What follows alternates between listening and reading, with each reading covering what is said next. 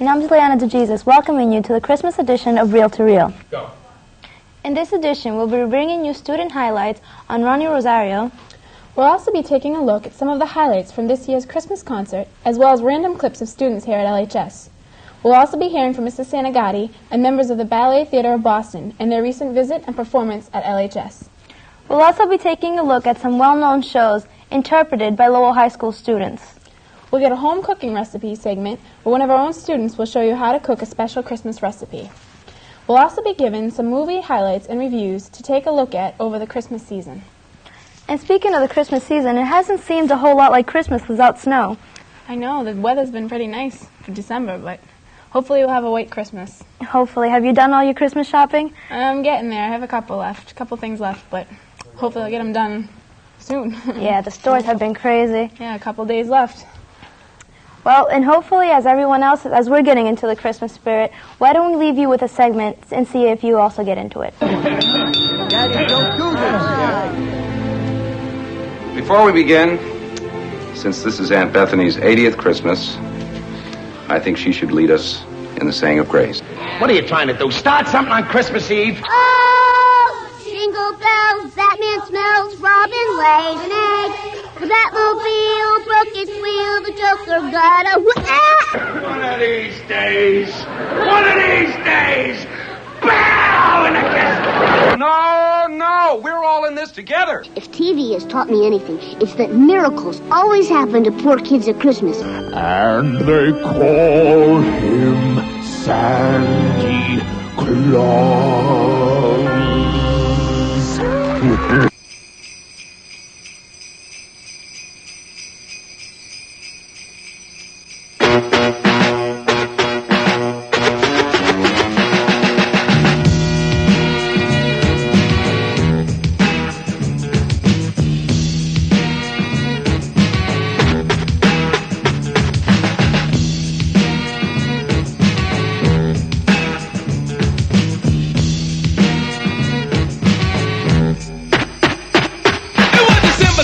On Hollis Ave at the dark, when I seen a man chilling with his dog at the park, I approached him very slowly with my heart full of fear. Looked at his dog, oh my God, a ill reindeer. But then I was feeling cause the man had a beard and a bag full of goodies, 12 o'clock at night. So I turned my head a second and the man was gone. But he must have dropped his wallet back dead on the lawn. I picked the wallet up and then I took a pause, took out the lights and then it cold said Santa Claus. $1 million in it cold, hundreds of G's, enough to buy a boat, magic car with ease. But I never steal for Santa, cause that ain't right. So I was going home to mail it back to him that night. But when I got home I bugged, cause under the tree was a letter from Santa and the door was for me.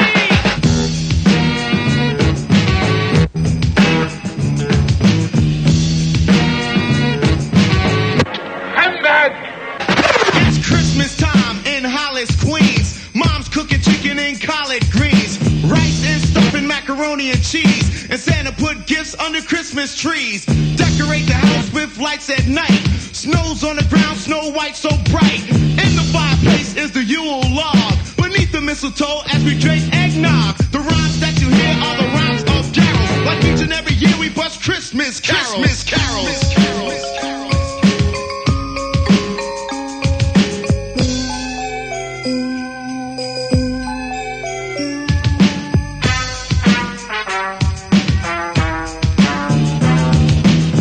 So loud and proud you hear it. It's Christmas time and we got the spirit. Jack Frost chillin', the hawk is out, and that's what Christmas is all about. The time is now, the place is here, and the whole wide world is filled with cheer. My name's DMC with the mic in my hand, and I'm chillin' and coolin' just like a snowman. So open your eyes, lend us an ear. We wanna say Merry Christmas and Happy New Year!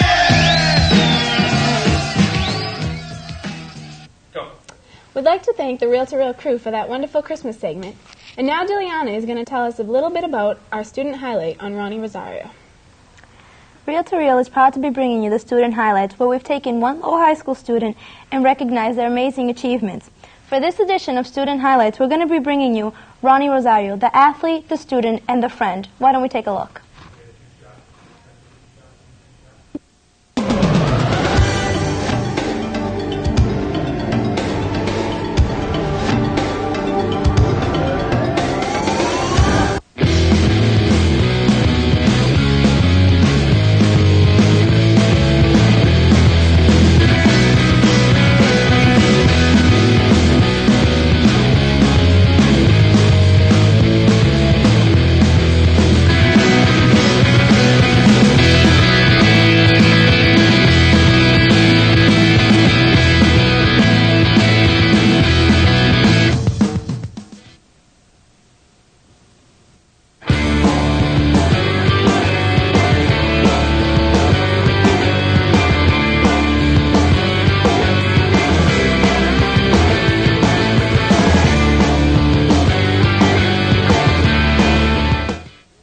My name is Ronnie Rosario. What do I think about Ronnie Rosario? Yeah, give me some comments. Oh, I think he's great, don't you? I never heard of him, but I like him, I think.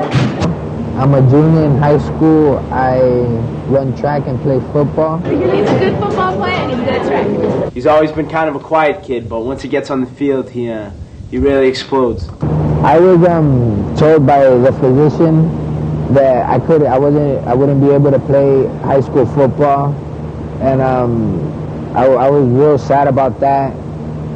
And as I was leaving, I bumped into my Papuana coaches, and they was telling me that I could. I just had to get a waiver signed.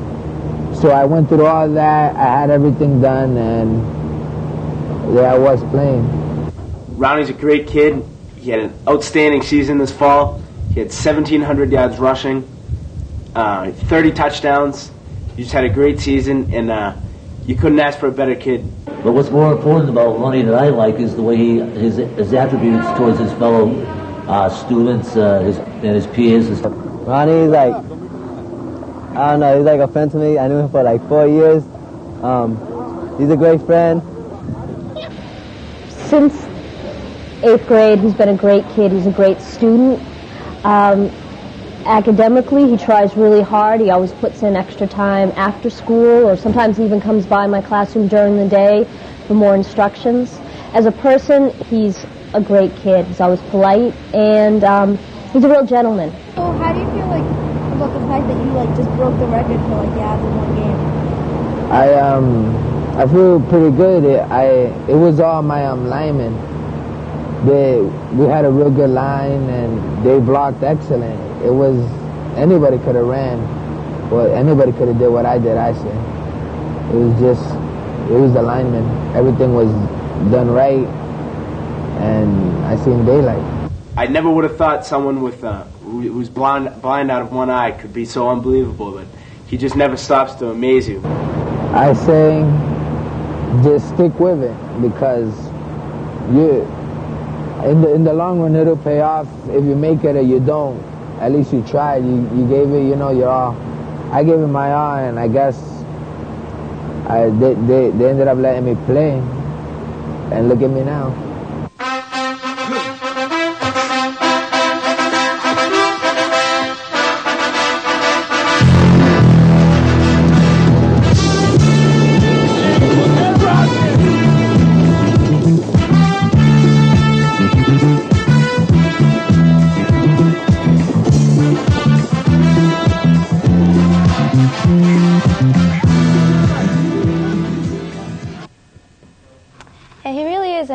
Person. During my interview, one thing that really struck me was his modesty out of everything else. Trying to get him to talk about himself and brag was almost like pulling teeth, and interviewing his friends and his teachers, I really got to see a lot of different aspects of him, and I really think he's an incredible person.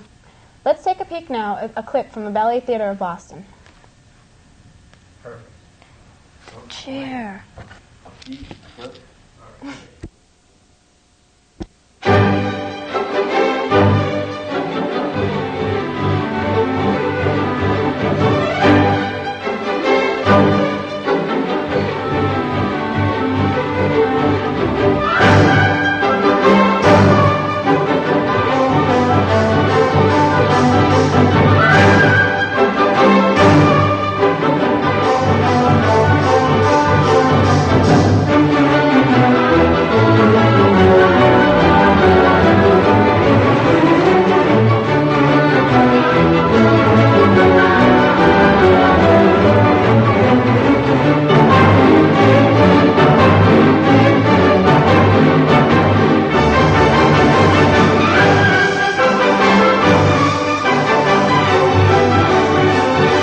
The Ballet Theater of Boston is a ballet company founded by Jose Mateo, who's their director, and they do ballet performances and teaching of ballet. Well, I've been dancing for too many years since I was very little. I started at 5 and I graduated from ballet to be a professional dancer when I was 14 years old, so I've been dancing professionally for all those years. Hey, I'm Sean Curtin, and this is my second season with Ballet Theater of Boston. And I'm actually from this area. I grew up in Burlington, Mass, and I went away to college, and then I was dancing with the Richmond Ballet in Richmond, Virginia, and here I am. This is my second season. I started dancing when I was about 7 years old. Now, downstairs in the basement, I've seen some students drawing some of the ballerinas. They've been posing for them. Right, and those were ballerinas from the ballet theater, and they posed. We did a little Degas unit where they studied Degas, who was a French artist who worked and drew a lot of ballerinas in ballerina studios in France. And the students have studied Degas, and now they're doing their own pastel and charcoal sketches, which we're going to have up on display outside in the foyer before the performances this weekend. So what did you think about yesterday and getting the chance to draw one of the actual members of the cast? I thought it was a good experience. I thought it was pretty cool that she could hold the poses for so long.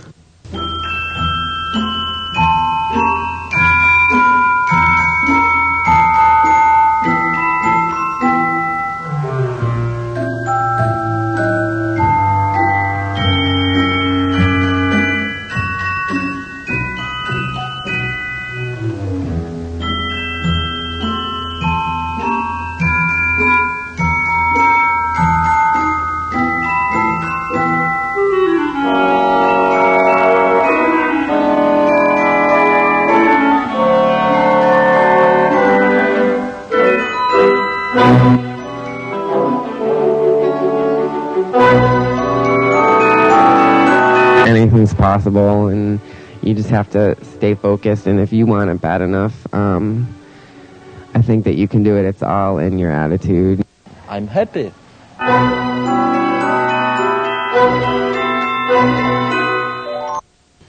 That was a really interesting piece on the Ballet Theater of Boston. Actually, I found it quite interesting when they told me that they practice over 7 hours a day just doing ballet. I mean, you have to love it, and you have to want it to be your lifelong goal to be a ballet. I mean, you take all your time doing something like that. Yeah, it was also a really good opportunity for the artists at Lowell High School to be able to draw them and actually get a live person in there. And as Don Fleury said, to hold the pose for that long, it's really amazing. Yeah, it is amazing. Oh, and now why don't we go to Josh Barassa for the movie reviews? Hi, I'm Josh Barassa, and I'm here to give you a quick review of movie and video releases. After stealing a large sum of money, a woman pursued by a private investigator decides to stop for the night at the Bates Motel, where she witnesses some strange and unusual things. Made famous for the legendary shower scene, this remake of Hitchcock's 1960 thriller Psycho is almost exactly the same as the original. Anyone who has seen the original would definitely enjoy this film. For anyone who hasn't seen the original, keep a close eye because you're in for a surprise, Norman Bates style. Bruce Willis, Ben Affleck, and Liv Tyler play well in the much-talked-about movie Armageddon, now on video.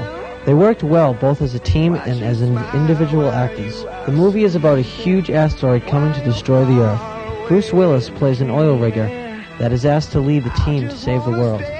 Armageddon is a perfect balance between drama, romance, and action. It's definitely a must-see movie, and I suggest it to everyone who hasn't seen it. Rent it. The Negotiator, now on video, starring Samuel L. Jackson and Kevin Spacey. This is a good rental for a nothing-to-do night. The movie is about a hostage negotiator who is accused for taking money from the police force. In order to prove his innocence to everyone, he decides to take some people hostage. The only way that Jackson will give up is if he talks to Kevin Spacey, another hostage negotiator. Samuel L. Jackson and Kevin Spacey both did a fantastic job, and they were very convincing in their roles. Although the movie was slow at times, I suggest it to people who like those good cop, bad cop movies. Well, that was a quick wrap-up of the movie review. I'll see you next time. And now we're going to be going to Lowell High School's poorly solved mystery. Why don't we take a look at what this mystery is all about? Perfect. Okay, let's keep...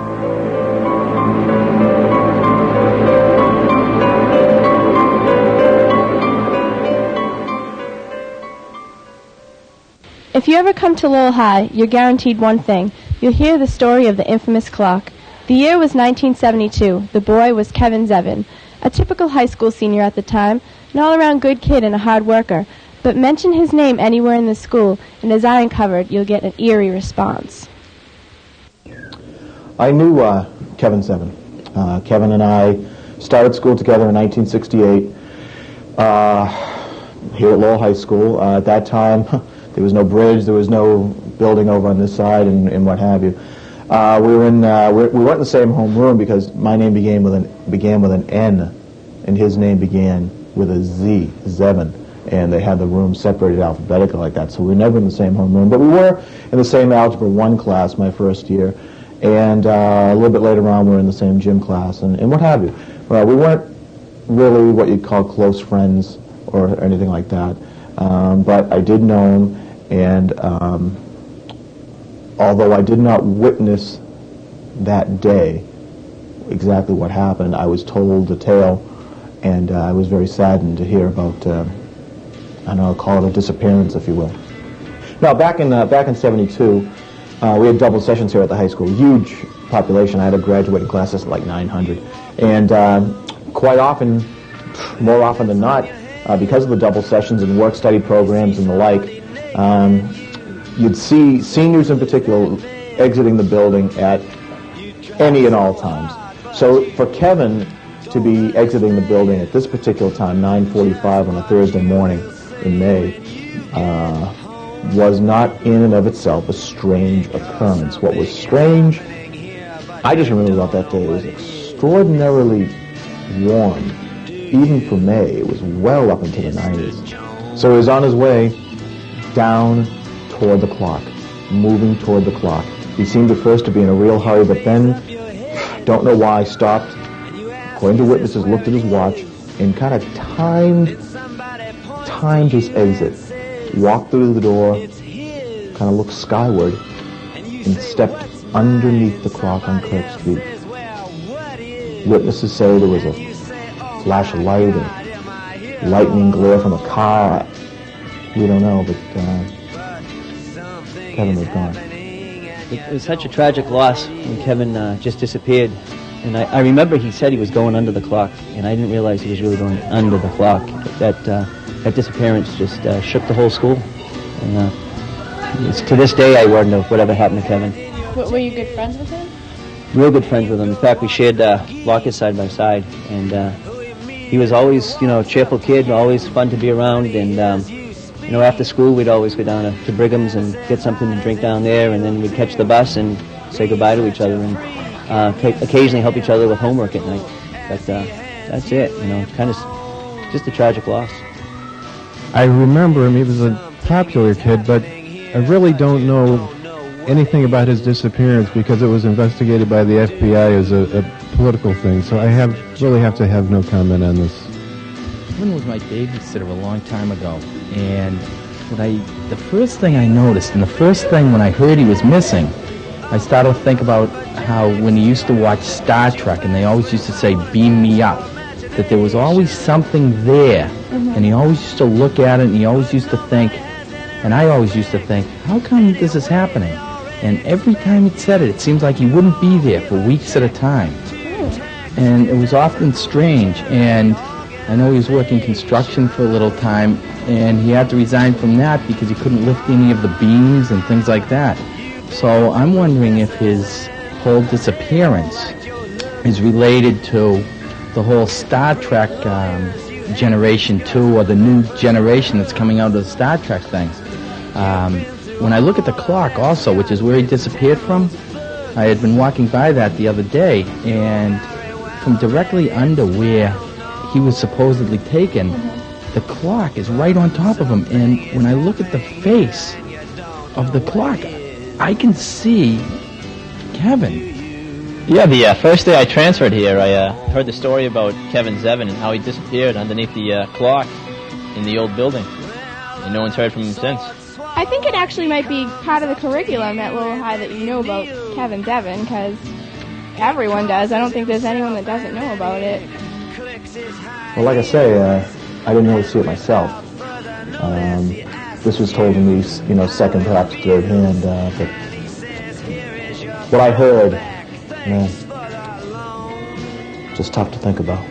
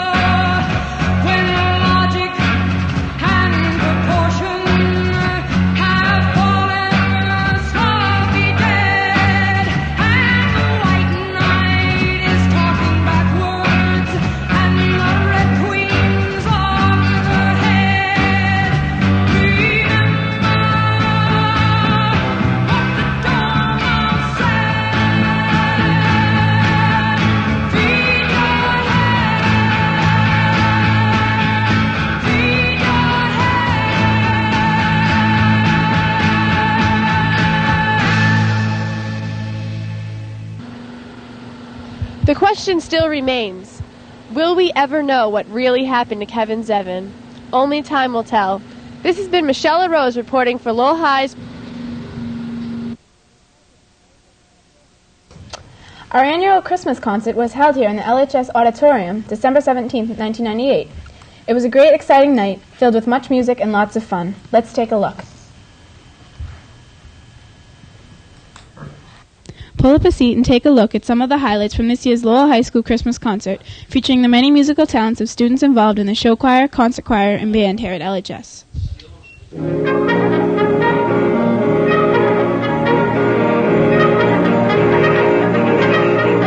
The Spindle.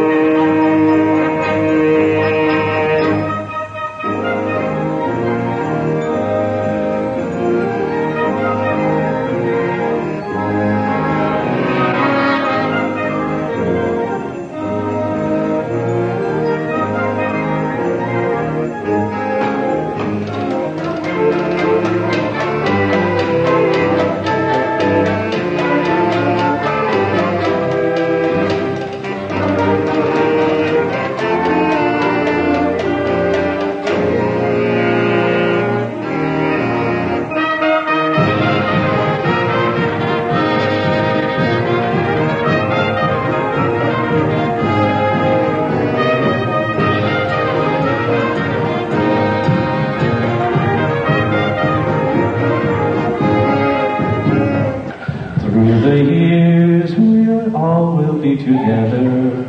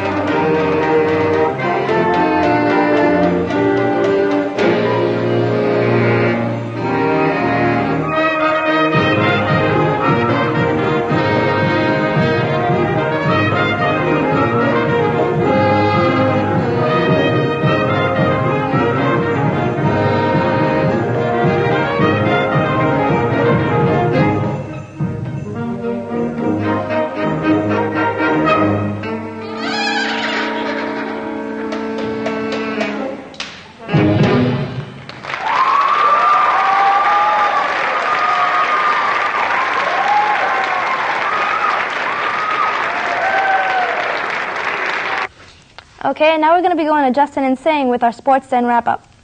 I'll take my first segment. Hello, everyone, and welcome to the Sports Den. I'm Justin Sullivan, and this is LHS Sports Talk. A few weeks ago, there was a fall sports banquet held at Lowell High. The sports banquet provides a night where all the teams can get together and talk about their sports season. Awards were also given out, and the most deserving athletes received awards from their coaches. Let's take a look at some footage. Let's take a look at the fall sports most valuable players. The girls volleyball MVP was Susie Sawyer. Steve O'Brien got it for the golf team. The field hockey MVP was Judy Fotomoth. Andy McGuire was named for the crew team. This year's cheerleading MVP was Captain Kim Mello. The most valuable swimmer was Jocelyn Nunes. Catherine Kennedy was selected MVP for the girls soccer team. The boys soccer team had 2 MVPs this fall. They were junior Craig Lammy and senior Mike Betancourt. Kerry Stronach was the MVP selection for the girls cross country team. Andrew Gilmore, and Jeff Silverio were named the most valuable runners for the boys cross country team. The boys football team had 3 MVPs this fall. Quarterback Adam Michaud, junior running back Ronnie Rosario, and senior Jason Houston. We congratulate all these athletes on a fantastic fall sports season. Hi, I'm Singh, and I'll be bringing you the first of many sports recaps of this new winter season. First of all, the girls' basketball team starts off with a 1-2 record, with a win over Notre Dame and losses to Concord Carlisle and Central.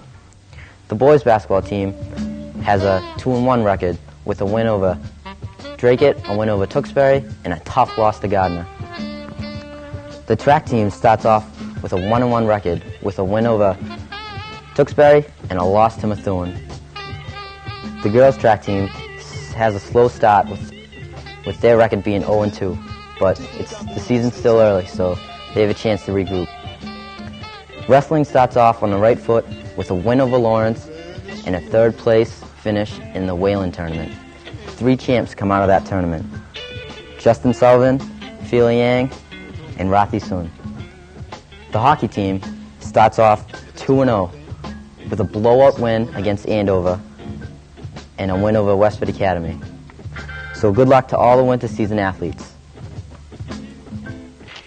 Each year, Lowell High holds a pep rally the day before the Thanksgiving Day football game. This year, the 1998 pep rally was a great success. Lowell High defeated Haverhill 34-29 in the Turkey Bowl game. Let's take a look at some of the action.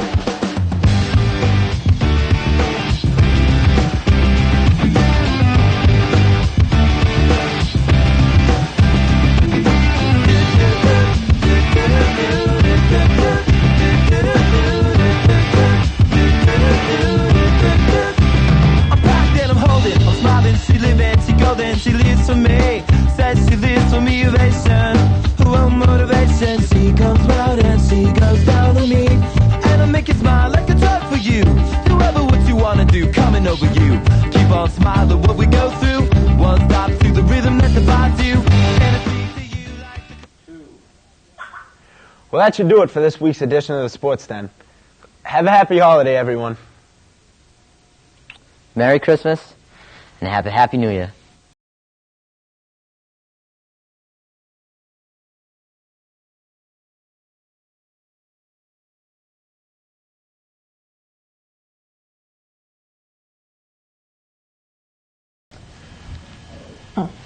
Our musical segment of the show will feature 3 students here at LHS playing and singing the well-known Christmas hymn, Silent Night. Let's take a look. Now, give us...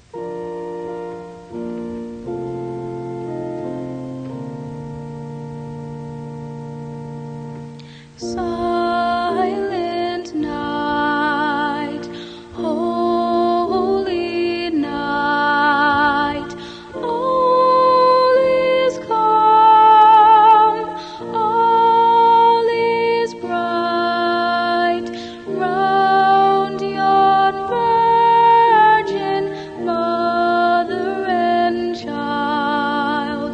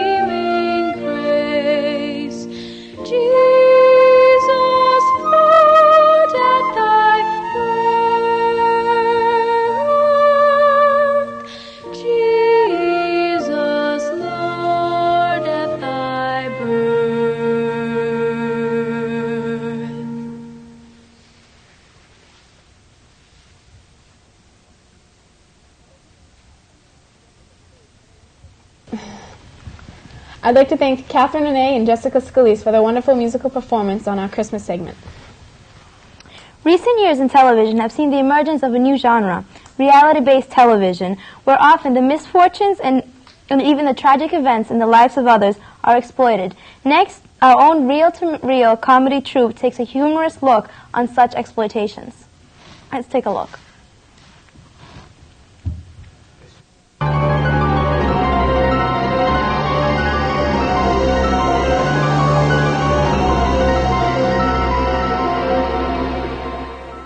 Hi, I'm Elvira Bludgeonseals, your host for Real TV, the show that brings you the most gruesome, horrible, disgusting things that can happen to anybody to the comfort of your own home. Remember, the people on the show are not actors. Everything you're about to see is real.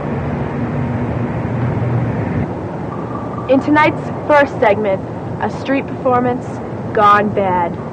You'll see an innocent pedestrian who was in the wrong place at the wrong time.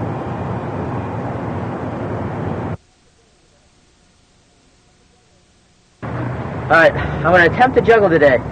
And the type of juggling I'm going to do takes a lot of technique and a lot of skill. And I learned it from a dear friend of mine, Bob Catwall Fish, who's one of the better jugglers in the world, preferably the Northeast. And I'm going to attempt to juggle a candle, an apple, and a knife. Now this is kind of dangerous, so just watch. Alright. Now watch carefully, because sometimes it doesn't work, sometimes it does, so you just gotta watch. Now the hardest part is coming up, and Holy oh my God! Holy crap! Oh my God! We're gonna bury him! Oh! Get him away! Sack him! Go get him! Sack him! Somebody sack him! If something terrible has happened to someone you know, send your gruesome tape to Real TV. P.O. Box 55, 555 Accident Ave, Trainwreck, California, 01555.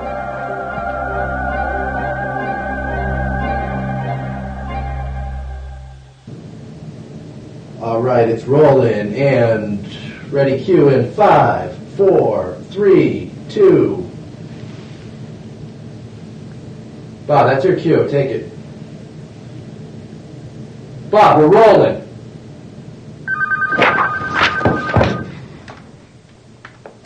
Hello? On, Bob. Look in the camera, Bob. Yes. Righto.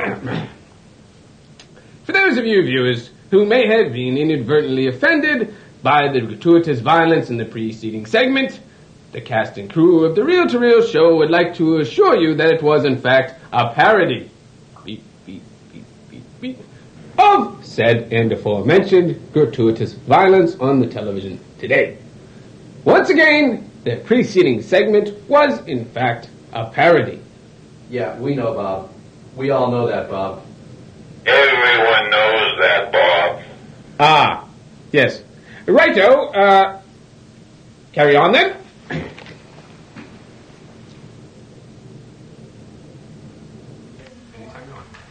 That was interesting. Yeah. Well, now we're going to be taking you to our reel-to-reel cooking show where we have Susie and Drew showing you the best recipes for some holiday goodies.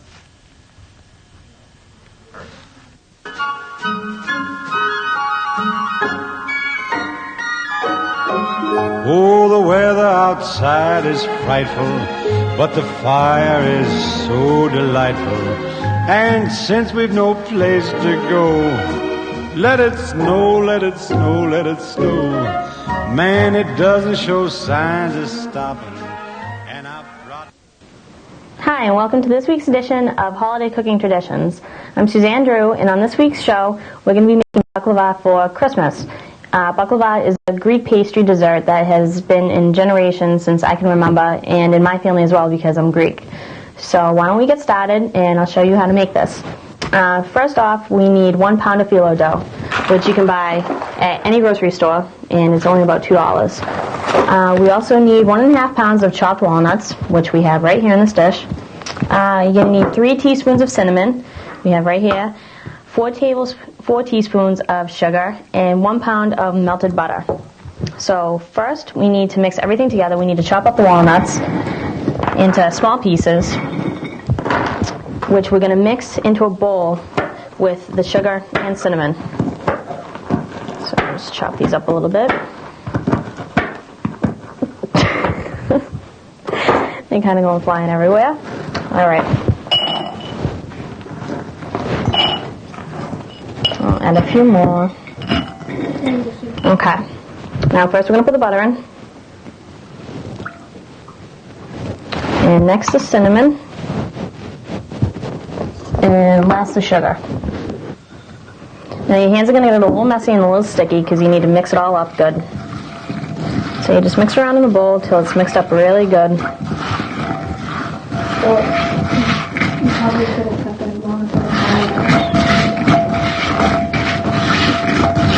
Okay, so once that's mixed up really good, you're going to put this off to the side and let it sit for a little bit. So let me clean off my hands here a little bit.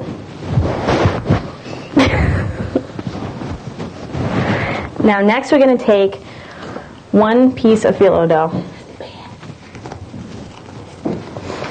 Okay, we're just going to set it down right here. What you want to do is take some of your butter that you have left over,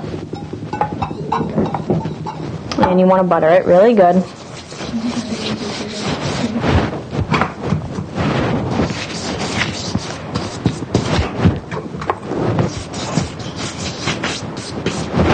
Now you got to be careful with the phyllo dough because it breaks apart really easily. So you don't want it to break into pieces because then you're going to go through probably a whole batch of it. So now you're going to take 1 more piece of it and you're going to put it over the piece that you just buttered. Just like this. And you're going to butter that piece 1 more time.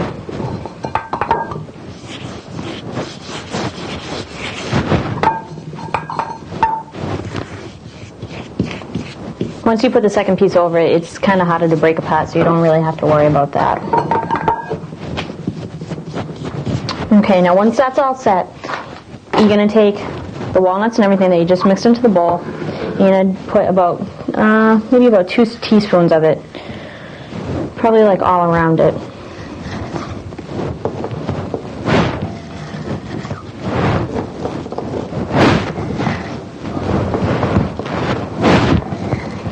Okay, so then once that's all set, you're going to add 2 more pieces of phyllo dough over it. The walnut should be a little smaller than I chopped up, but that's okay. And you're going to batter this piece again, just like you did with the first 2. And put 1 more piece over it. And what you're basically doing is just repeating this step about 2 or 3 times. It's similar to making lasagna, except you're using walnuts. And getting a little more messier. Okay, so once that's all set, once you repeat the step 2 times, what you're going to do is take the edge of this, of the phyllo dough that you have, and roll it over once, the end towards you, and you're going to butter that piece up again, just so it sticks together. And you're just going to basically keep on rolling it, and you're going to fold in the edges as you roll it, kind of like how you see people roll subs in a sub shop when they're wrapping them up. That's basically just what you're going to do. So then it's just like this, and you're going to stick it into the oven, and you also make syrup with 4 cups of sugar, 1 cup of honey, 3 cups of water, and you're going to boil it together for 8 to 10 minutes till it's thick, and then you're going to let that cool. And then when you're all set with the baklava, you're going to put it in the oven at 350 degrees, and you're going to let it bake for 20 to 30 minutes. And when you're all done, you'll have your syrup, which you can also use what's left over in the dish from where you made the mix. And then when you're all set, when you're all done, this is how it should come out. And it's a wonderful dessert for any time, like any holiday. And that's about it. It's very easy to make, a little messy, but once you're all set, it's unbelievable. It's very sweet, so everyone should basically enjoy it. And that's it for this week of Holiday Cooking Traditions.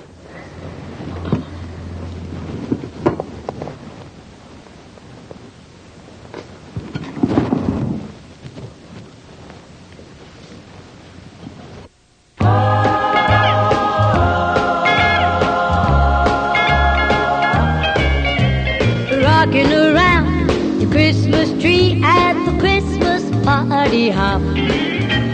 Mistletoe hung where you can see every couple tries to stop. Rocking around the Christmas tree, let the Christmas spirit ring. Later we'll have some pumpkin pie and we'll do some caroling. You will get a sentimental feeling when you hear voices singing, let's be jolly, deck the halls with boughs of holly. Rocking around the Christmas tree, have a happy holiday. Everyone dancing merrily in the new old-fashioned way. Okay. We'll be leaving you now with some student-made holiday clips featuring shots from many of our favorite well-known movies from childhood and just some of the classics. Well, we'd like to thank you for joining us, and until next time, see you again on Reel to Reel. We're wishing you a Merry Christmas, Happy Holidays. And Happy New Year.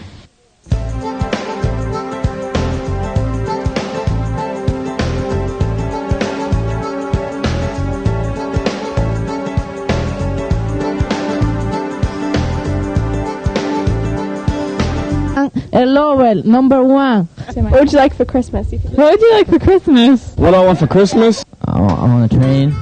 Four of them. I want rollerblades. I want a puppy, a brown one, a big one, and it'll run all over the place, and I can hug it because I love it. A skateboard. I want a phone, a cordless phone, Garfield, so I can talk on the phone to Garfield. Games. Lots of games. I want an axe, a big one, a big murder axe.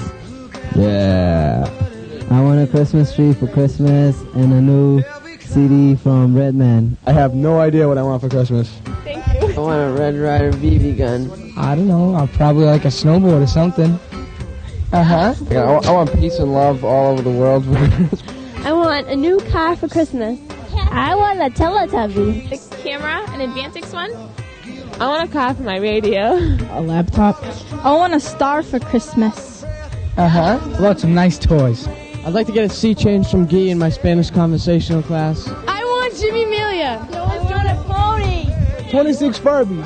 Uh-huh. Yeah. I want a new skateboard for Christmas. Christmas. I like a monkey. I really like that. I'm not sure what else I'd like. I'd like Rochelle to be my best friend for Christmas, too.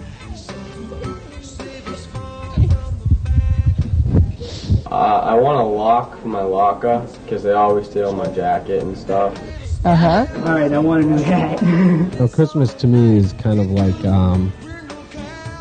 it reminds me of the time that I was traveling through Egypt on my tricycle, and when I got to this particular snow patch, I realized that ice cream wasn't going to do me any good without a lampshade. So what I did was I got into the peanut shell, and when I found out that what are you going to do with a pineapple if you don't have any oranges? So that's when I really realized that I needed some shoes. Uh-huh. All boots, just like Michelle. I don't know. I'll take anything. Sony PlayStation. All I want for Christmas is a Furby. I cannot find a Furby. My mother said she would get me a Furby if I could find one. I can't find one. I want a Furby because they sing, and they talk, and they're your best friend. A Furby is like a pet.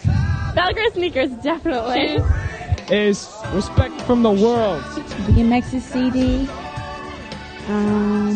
Rush Hour soundtrack, and ELE, Busta Rhymes in the joint.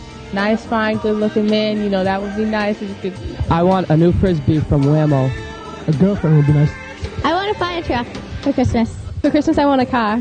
I'd like a hot boyfriend for Christmas. I want some front row tickets to NSYNC for Christmas. Like a brand new menorah for Christmas. Hers is kind of rusty. We use it so much. Merry Christmas to everyone and a Happy New Year. Feliz Navidad y Feliz Año Nuevo. Muchas gracias.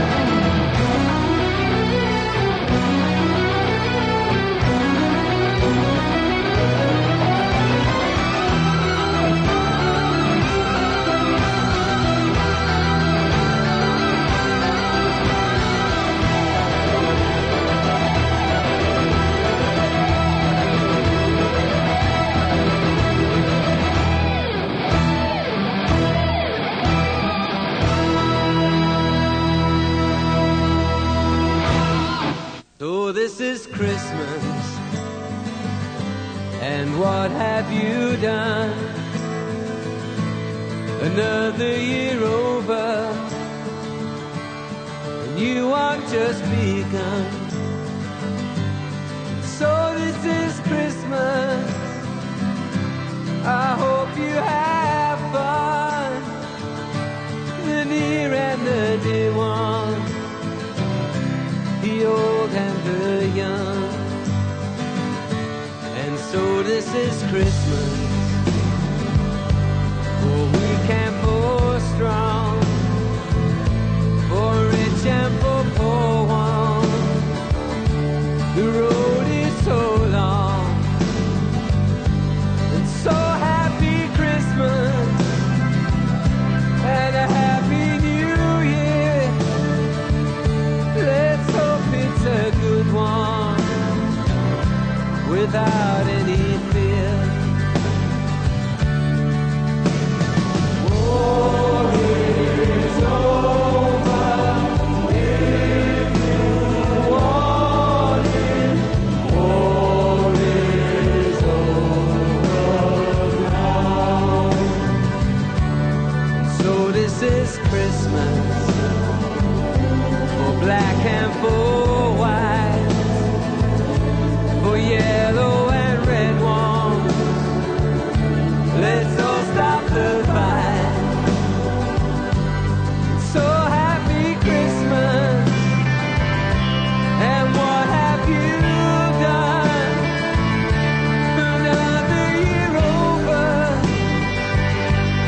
and you want to be kind. And so happy Christmas and a happy New Year. Let's hope it's a good one without any fear.